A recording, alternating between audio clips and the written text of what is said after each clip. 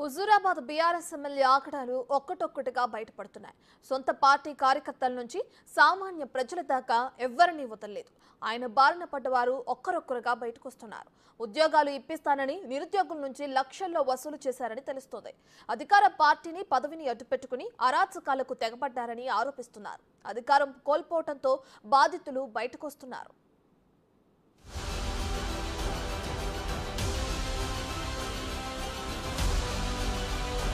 Huzurabad MLA Kaushik Reddy పుట్టినరోజు వేడుకల కోసం మిల్లర్లు వ్యాపారులను బెదిరించి డబ్బులు వసూలు చేశారని ఆరోపణలున్నాయి. కౌశిక్ రెడ్డి కాల్ డేటా తీస్తే బెదిరింపులకు పాల్పడ్డ ఆధారాలు బయటపడతాయని బాధితులు అంటున్నారు. ఉద్యోగాలిప్పిస్తానని ఒక్కో నిరుద్యోగి నుంచి 3 లక్షల నుంచి 3,50,000 వరకు వసూలు చేశారని ఆరోపణలు వెల్లువెత్తుతున్నాయి.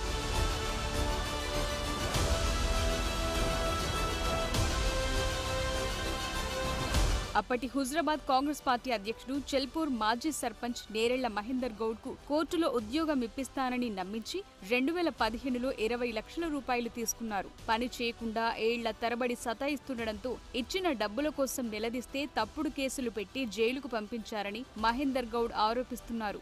ఈ నెల 26న మహేందర్ గౌడ్ తన కుటుంబంతో కలిసి వచ్చి తడిబట్టలతో చెల్పూర్ హనుమాన్ దేవాలయంలో ప్రమాణం చేశారు. డబ్బులు తీసుకోలేదంటున్న కౌశిక్ రెడ్డి కూడా ప్రమాణం చేయాలని డిమాండ్ చేశారు.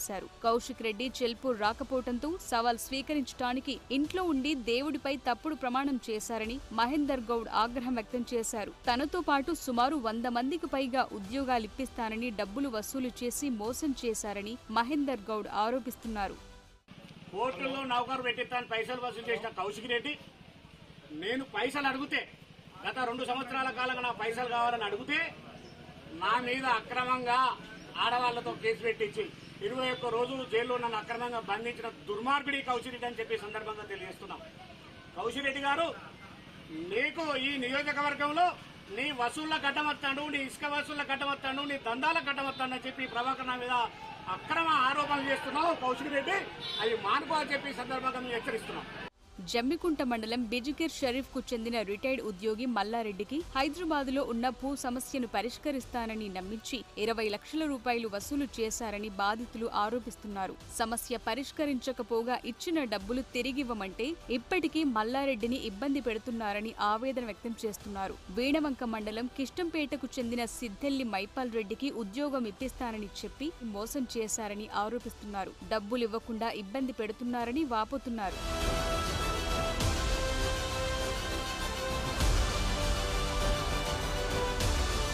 వరంగల్లోని జులైవాడలో భూదందాలు చేసి అనేక మంది అమాయకులను ఇబ్బంది పెట్టారనే ఆరోపణలున్నాయి. పలువురితో భూమి సెటిల్మెంట్ చేసుకుని ఇవ్వాల్సిన డబ్బులు సమయానికి ఇవ్వకుండా ఇబ్బందులకు గురి చేస్తున్నారని బాధితులు ఆరోపిస్తున్నారు.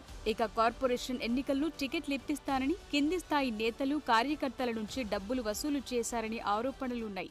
దేని మీద ప్రమాణం చేయాలి, ఎందుకు ప్రమాణం చేయాలి, మనం తీసుకొని జేబులో పెట్టుకున్న పైసలన్నీ ఏడపోయినాయి. ఏ డబ్బు పెట్టి వాళ్ళు ఎన్నికల్లో పోటీ చేసినావు, చందాలు అడిగి పోటీలు చేసినావు, ఇసుక కాంట్రాక్టర్ల దగ్గర పైసలు తీసుకొని పోటీ చేసినావు, మహేందర్ దగ్గర తీసుకొని పోటీ చేసినావు, మైపాల్ దగ్గర పోటీ చేసినావు, మైపాల్ దగ్గర డబ్బులు తీసుకొని పోటీ చేసినావు అని అంటున్నా. నేను ఆయన ఎప్పుడు కూడా ఆయన ఇంట్లోకి వెళ్ళి రూపాయి ఇవ్వలేదు అంటున్నా. నువ్వు ఒకసారి ఎమ్మెల్యేగా పోటీ చేసి ఓడిపోయిన తర్వాత నీ ఇంట్లో ఆస్తుల పంపకం జరిగింది, కానీ నువ్వు కార్పొరేషన్ ఎన్నికల్లో టికెట్లు ఇప్పిస్తానని డబ్బు తీసుకొని హుజూరాబాద్ నియోజకవర్గంలో రాజకీయం చేసినావు అంటున్నా. పైలట్ రోహిత్ దగ్గర డబ్బులు తీసుకొని రాజకీయం చేసినావు అంటున్నా. నీ కుటుంబంలో సాయినాథ్ రెడ్డి గారు తండ్రి రఘుపతి రెడ్డి గారు సంపాదించినటువంటి డబ్బుతో నువ్వు ప్రజాసేవ చేయలేదు. ఇట్లాంటి నిరుద్యోగుల దగ్గర వాళ్ళ కుటుంబంలో ఉద్యోగాలు వస్తే జీవితాలు బాగుపడతాయని ఆశించిన వాళ్ళ ఇళ్ల దగ్గర డబ్బులు తీసుకొని పోయి నువ్వు రాజకీయం చేసినావు తప్ప నీ పాడి వంశానికి సంబంధించి నీ తాతలు తండ్రులు ఇచ్చినటువంటి ఆస్తులు అమ్మి నువ్వు ప్రజాసేవ చేయలేదంటున్నా. నువ్వు ఒక యాక్సిడెంటల్ ఎమ్మెల్యే అంటున్నా, నువ్వు ఒక అన్ఎక్స్పెక్టెడ్ ఎమ్మెల్యే అంటున్నా.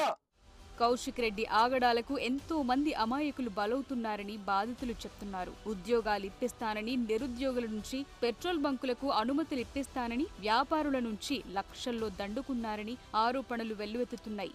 మానేరు నుంచి ఇసుక తరలింపులో అక్రమంగా వసూళ్లకు పాల్పడటంతో పాటు అక్రమ మొరం దందాతోనూ సంబంధాలు ఉన్నాయని ఆరోపణలు వినిపిస్తున్నాయి.